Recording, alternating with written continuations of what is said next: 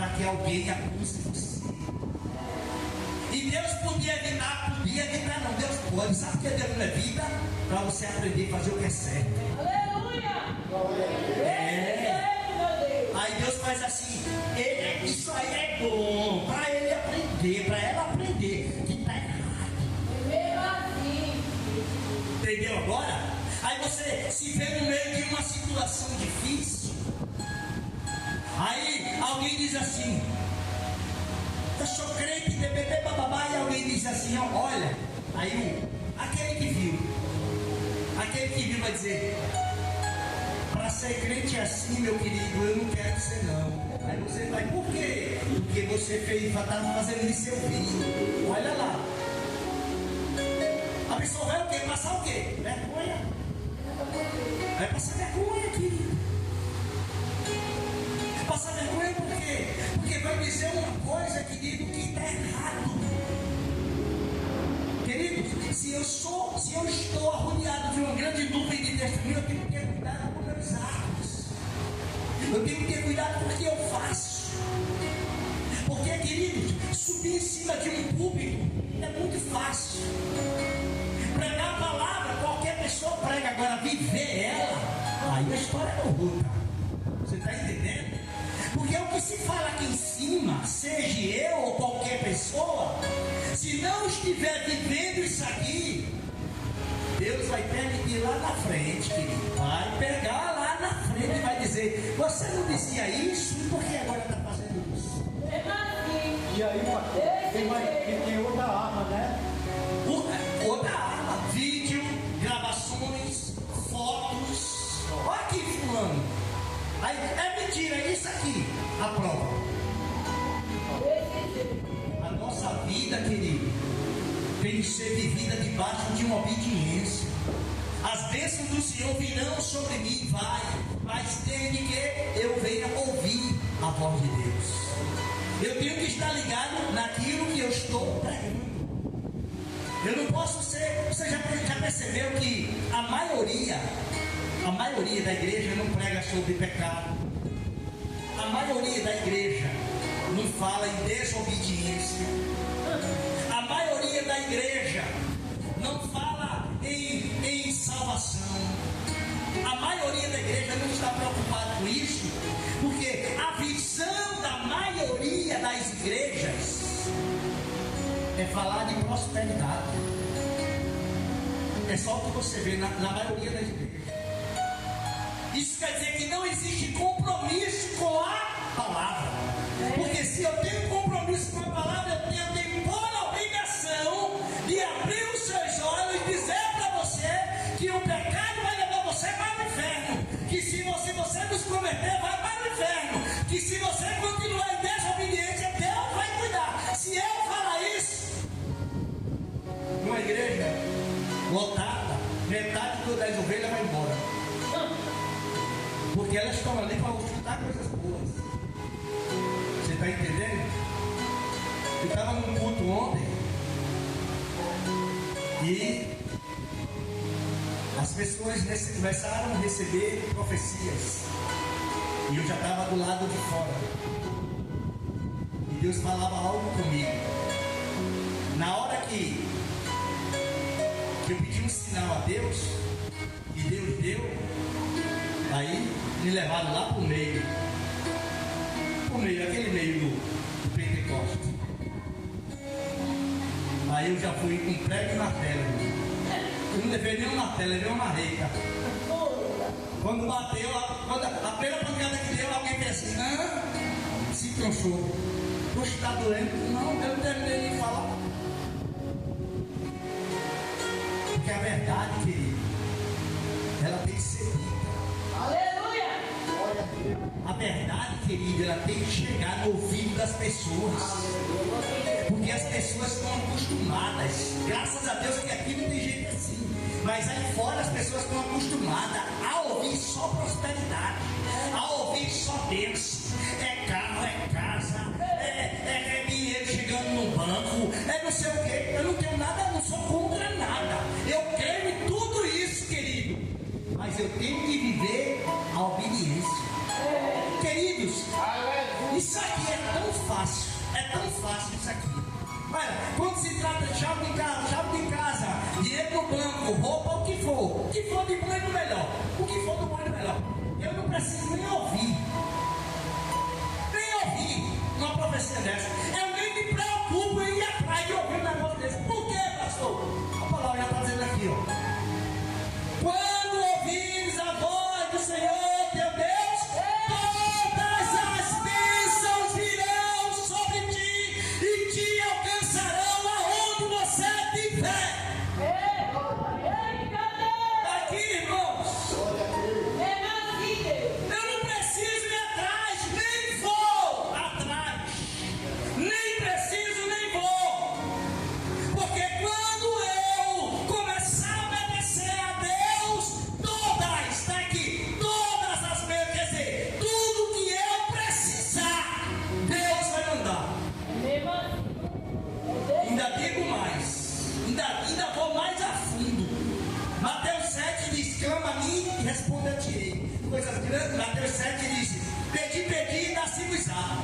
Batei e abri. Porque quem pede, recebe, quem busca, encontra, e aquele que bate, se abre. Então, o próprio Jesus está dizendo: pede, que eu te dou. Eu vou mais a fundo. Você acha?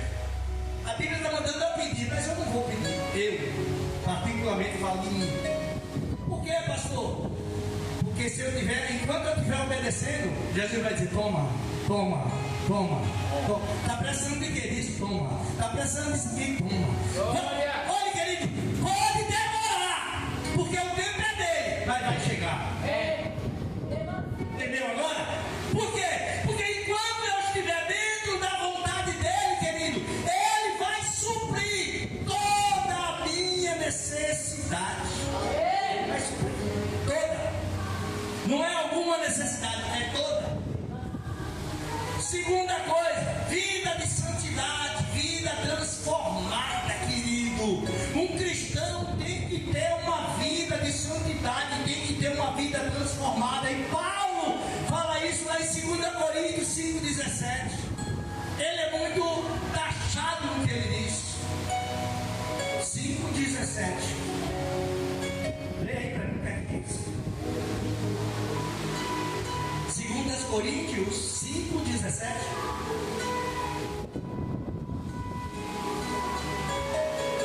Vamos ver o que é que diz o texto?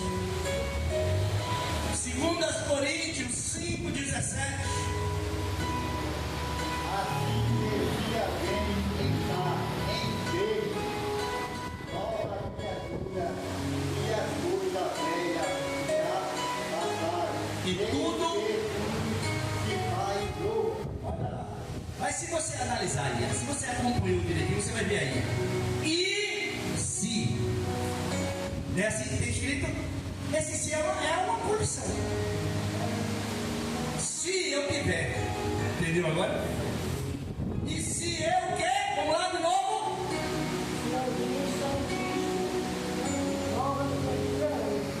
Quer dizer, se eu estiver nele, não é ele em mim, não. Observa aí, viu?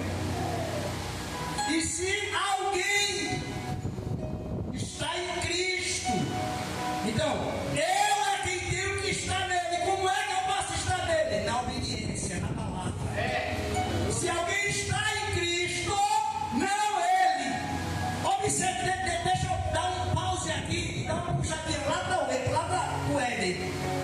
Observa o que aconteceu. Está lá Adão. Todo final de tarde Deus descia e conversava com Adão. Um certo dia Adão desobedeceu. Deus desceu. Mas Adão não foi lá. Aí Deus disse assim: Adão, oi Senhor, está escondido, Adão. Eu vi tua voz soar no jardim e me escondi.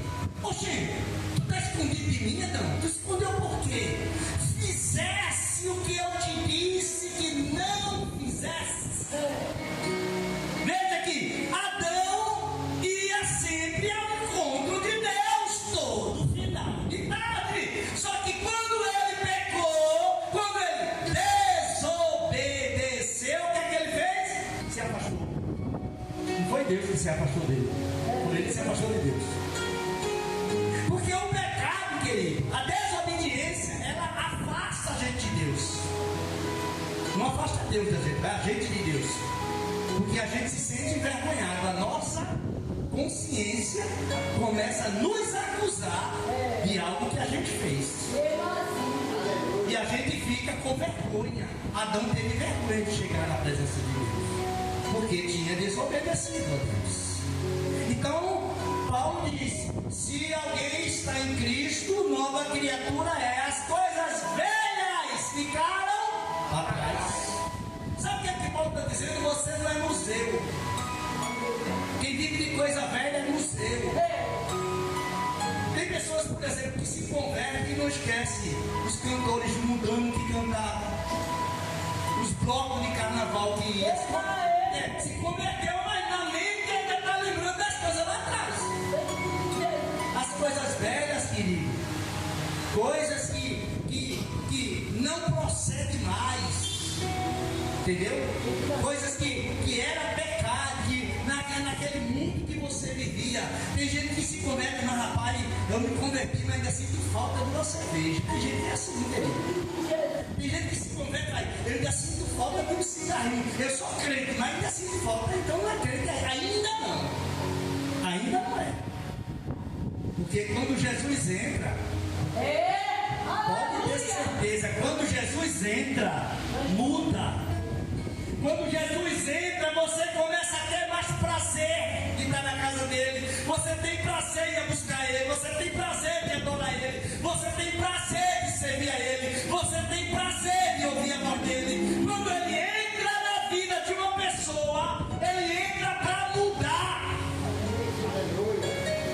Quer que eu te prove? Jesus entra em Jericó. Depois da cura do cego, chega a notícia, chega no ouvido de Zaqueu que tem um homem aí que acabou de entrar em Jericó e curou Zaqueu, e curou o cego. Como é o nome dele? É perguntado de Jesus.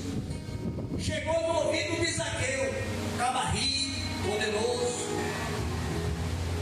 Aí Zaqueu olha a multidão e diz: que tanta gente é aquela ali, por causa desse homem? Essa multidão todinha, quem será ele? No meio da multidão, Zaqueu procurando Jesus. Aí não encontra, aí diz: a ideia de Zaqueu, de cima é mais fácil eu localizar ele. É verdade. Você vê, até uma foto, uma filmagem de cima, você consegue ver com mais clareza. Mas olha o que Zaqueu faz: sobe na figueira e começa a procurar. Aí ele não consegue encontrar Jesus, mas Jesus já tinha encontrado Zaqueu. Sabe por que Jesus encontrou Zaqueu? Porque a atitude de Zaqueu mexeu com Jesus. Quando alguém tem o desejo de ver Jesus como ele queria ver, Jesus foi atraído pela atenção, pela determinação dele. Observe que Zaqueu não dá uma palavra, mas Jesus lá de baixo olha para cima e diz: desce, Zaqueu, chama pelo nome. Aleluia! Aleluia! Por quê? Porque ele foi atraído pela atenção de alguém que se destacou, que ficou num lugar de visão. Desce, Zaqueu, que me convém. Olha, que Jesus está dizendo: desce, Zaqueu, porque é importante, é bom para mim que eu vá na tua casa. Aí ele, quando chega lá na casa de Zaqueu, olha o que é uma mudança. A Bíblia diz assim: eis que estou à tua porta e bate. Se alguém ouvir e abrir, eu entro. E se eu entrar, vai ter festa. Por quê, pastor? Porque vai ter uma ceia. Aleluia! Eu vou ceiar contigo e tu vai ceiar comigo. É o que Jesus diz. Quando Jesus disse: eu vou na tua casa, Zaqueu pulou do pé de alto, saiu nas carreiras, arrumou a casa, preparou a casa, deixou tudo bonito.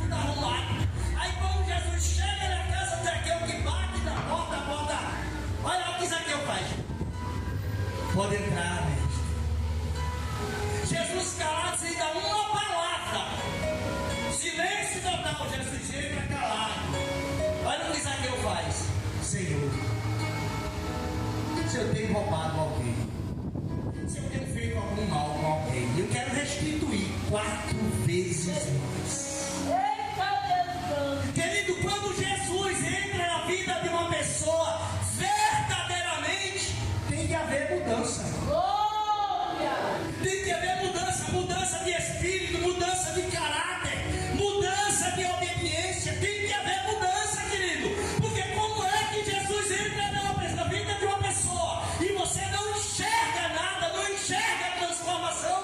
A pessoa continua agindo da mesma maneira, praticando os mesmos pecados, as mesmas desobediências, fazendo tudo errado. Jesus ainda não entrou. Porque no dia que ele entrar, querido, no dia que ele entrar, nunca mais a pessoa vai ser a mesma. Porque na hora que ele entra, querido, ele preenche o espaço. Deixa eu te dizer uma coisa. Você lembra de Pedro? Jesus chamou Pedro. Pedro foi a única pessoa que Jesus disse assim para ele, a única. Dos 12 discípulos, dos 12, Pedro foi a única pessoa que Jesus disse assim, ó, quando tu se converteres, conta para teus irmãos. É forte. É forte ou não? Esse Jesus disse com Mateus, com Levi, com Tiago, com João, mas com Pedro ele disse, quando tu se converter, Pedro, quando tu for um crente de verdade, vai contar a teus irmãos, porque ainda não és crente. Vida, meu irmão. Jesus estava dizendo para Pedro, eu não vou abrir mão de tu não, Pedro. Vou não. Agora, tu ainda não és crente. Tu estás andando comigo, mas ainda não é crente. E Jesus prova isso lá na frente quando Pedro nega ele. Alguém chega e diz, tu estava com ele, tu estava com Jesus. Aí Pedro diz, eu nem conheço. Um crente de verdade, querido, um crente salvo. Você estava com ele, estava mesmo, querido.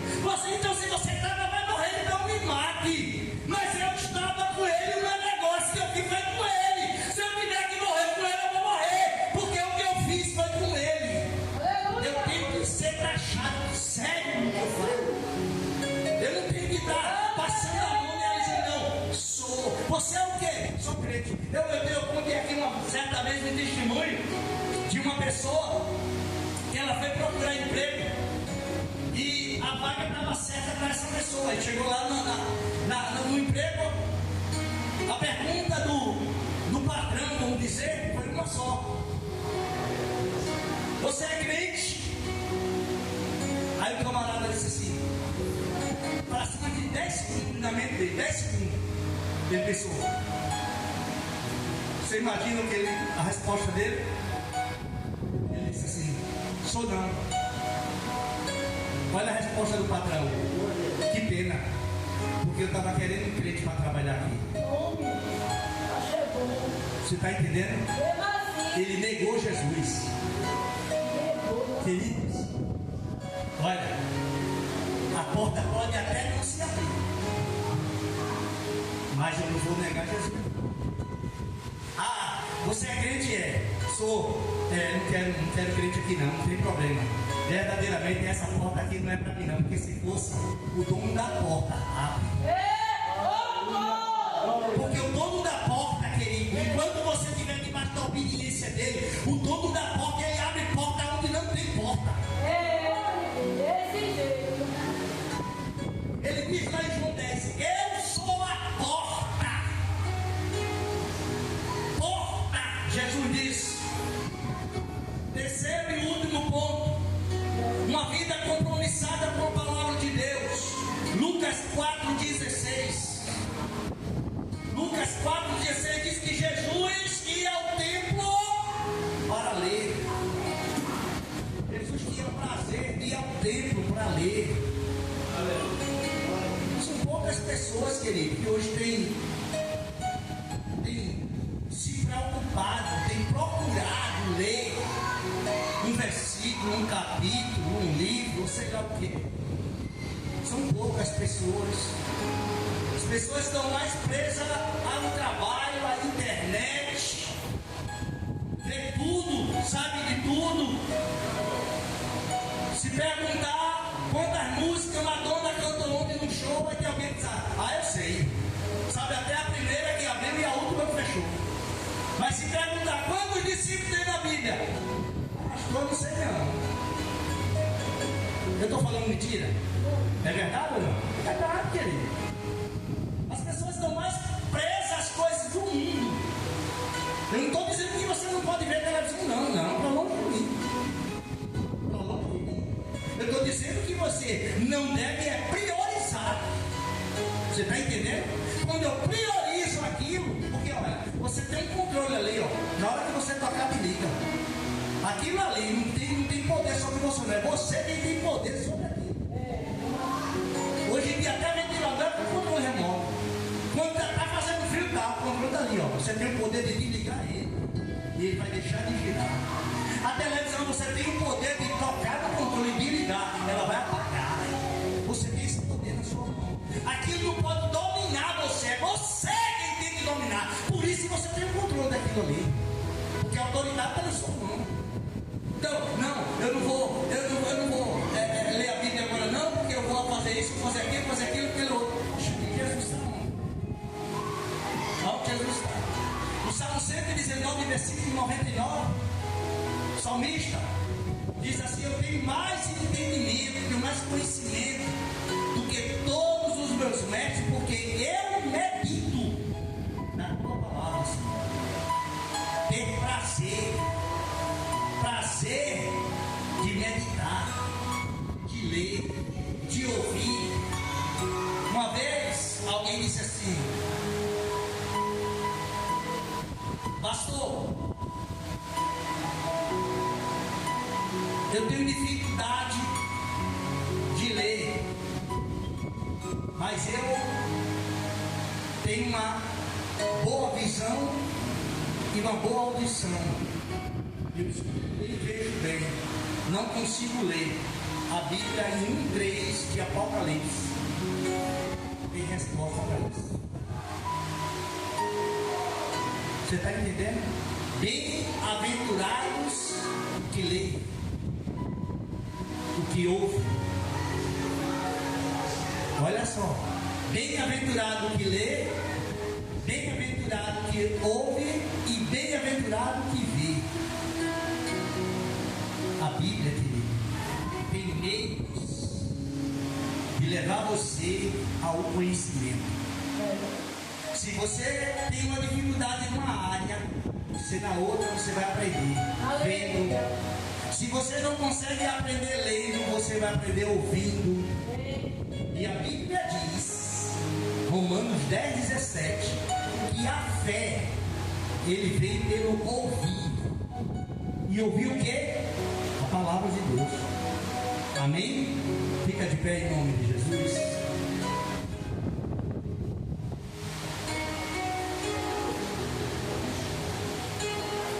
Aleluia, Jesus. Sou grato a Deus, queridos, pela vida de cada um de vocês. Estou muito feliz com a vida de cada um de vocês. Guarde sempre a palavra de Deus no seu coração. Medite nela, busque ela. Dê credibilidade à palavra de Deus na sua vida e você sempre vai ser uma pessoa diferenciada. Sabe, queridos, eu aprendi que a perseguição que sempre vem em nossas vidas, vem na maioria das vezes que nós estamos nos esforçando para agradar a Deus. Eu acredito que você já percebeu que quando você está orando um pouquinho, a tribulação aumenta. Quando você começa a ler um pouquinho mais, as investidas começam a vir mais.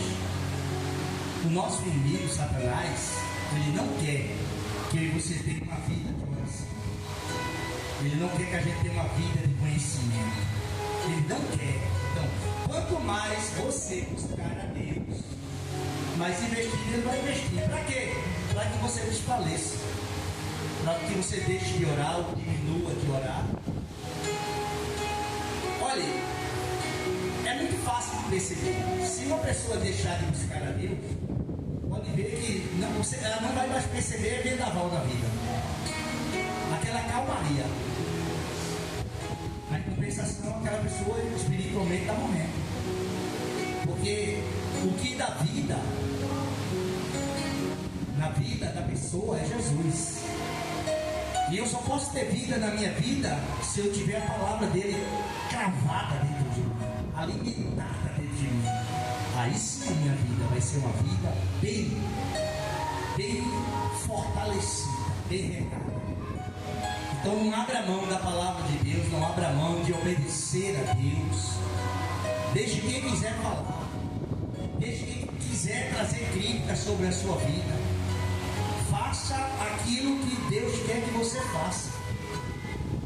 Não fulano e beltrano, não deixe fulano e beltrano com Jesus.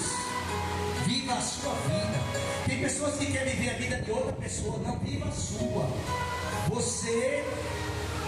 Deus tem um negócio na sua vida e um jeito na minha de outro. Então o que é que você faz? Viva a sua vida com Deus, debaixo da obediência à palavra. E o resto, deixa que Jesus faça. Amém? Pai bendito e amado, Pai, te dou graças. Te dou graças pelas vidas que trouxeste aqui hoje. Te dou graças porque a tua palavra diz que o fogo arderá continuamente sobre o altar. E nós somos o altar. E não vai se apagar enquanto a gente estiver, Deus, mantendo esse altar aceso. Enquanto a gente estiver tirando as cinzas. Porque a única maneira de o fogo apagar é as cinzas que apagam o fogo. Mas se a gente continuar soprando a cinza, porque a cinza ela representa pecado. Se a gente for soprando o pecado para longe, o fogo ele vai continuar queimando, ardendo. Isso quer dizer que a nossa vida cristã vai continuar bem diante da tua face, da tua presença. Então nos ajuda, Deus. Nos ajuda a estar sempre soprando as cinzas que estão sempre querendo cair sobre nós, sobre o fogo, para querer impedir que o fogo aqueça ainda mais. Nos ensina e nos ajuda a soprar mais e mais as cinzas, para que o fogo permaneça aceso, ardendo dentro de nós, em nome de Jesus. Bendito serás ao entrar, bendito serás sempre ao sair. Que a graça do Senhor Jesus Cristo, o amor de Deus nosso Pai e a comunhão do Divino Espírito Santo seja com todos, hoje, para todos sempre. A igreja toda diz amém. Terça tem estudo de Gênesis. Quinta-feira temos o culto da restituição. Sexta-feira, culto de oração à tarde. E domingo, culto das mães.